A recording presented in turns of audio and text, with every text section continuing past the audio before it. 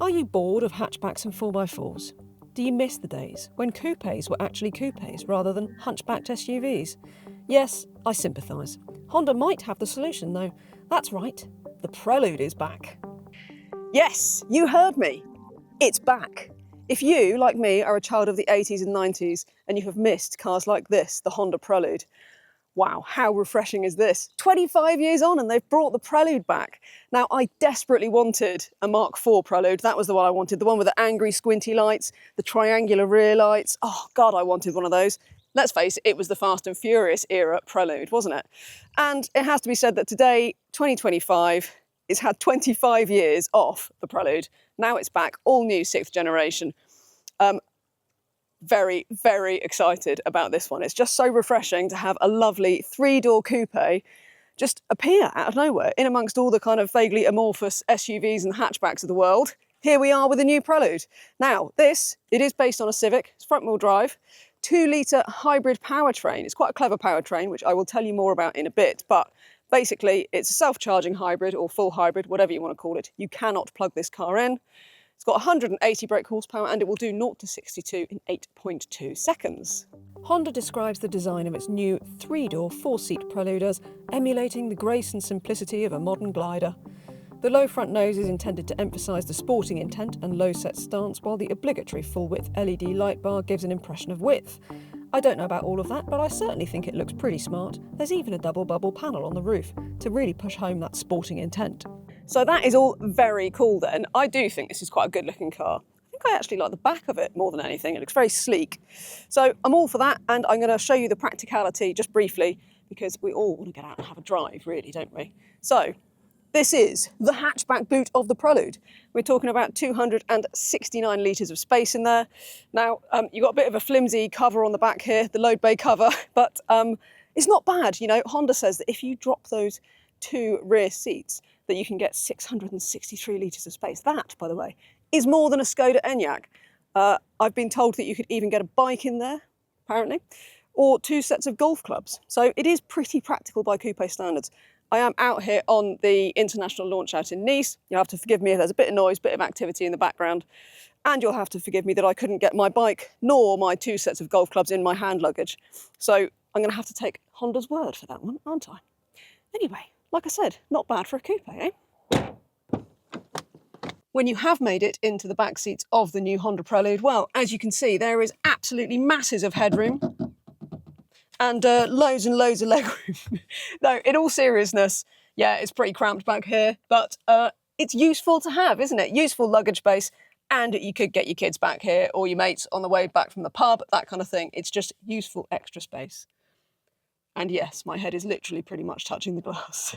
But hey, it's a coupe. I'm fine with that.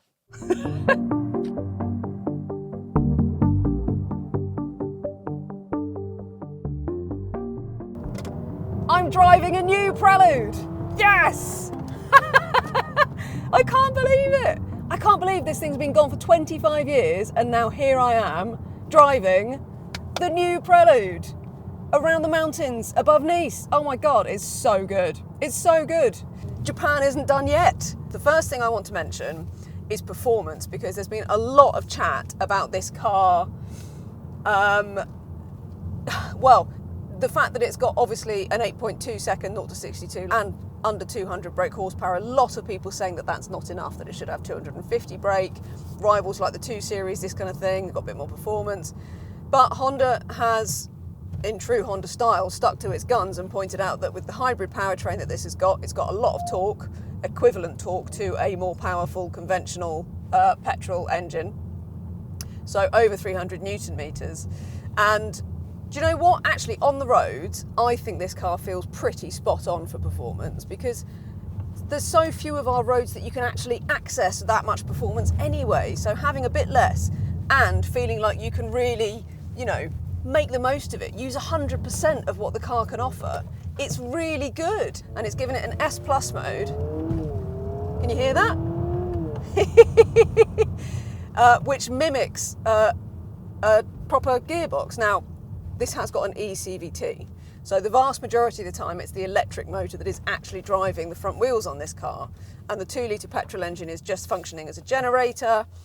It's a really interesting system. It's quite complex to try and get your head around it, but it's good. It is good. And is it maybe, you know, I mean, obviously, sort of tempted to draw some comparisons with the Ioniq 5N here, which has become well known for its fake gear shift, and that's a pure electric car rather than a hybrid like this. It's still a little bit mooey, isn't it? I have to say, because it's a slightly coarse sounding engine, but I do like the fact that these paddles do give you a bit more control when you're on a good road, gives you good access. It makes the engine feel like you are controlling that performance, even though it's always in the same gear.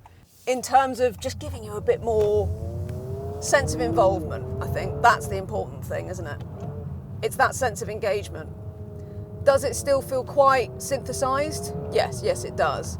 And if you do take it out of the S Plus mode where you've got that sort of falsified gear shifts, then it's actually, do you know what? I don't mind it so much because it's quite quiet. If you accelerate, then you get that CVT noise. You can't get away from it. Do I love the powertrain? Not really, no.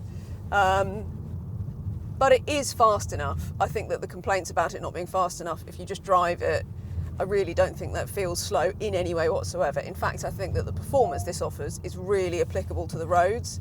We've got such awkward roads these days in Europe and in the UK. And so, yeah, I think having less power isn't a bad thing. Suspension and various other components from the Type R. So it's got all the right people developing this car. It's got all the right sort of hardware under there, multi-link at the back. It's just got really lovely kind of granularity and texture to the steering, really nice weighting. It does change the weighting quite dramatically between the three modes. So you've got comfort, GT, and sport. And those are your three modes. And you do feel the steering really weight up in sport. I quite like it in GT mode, the Prelude, because at that point it sort of feels really nicely weighted.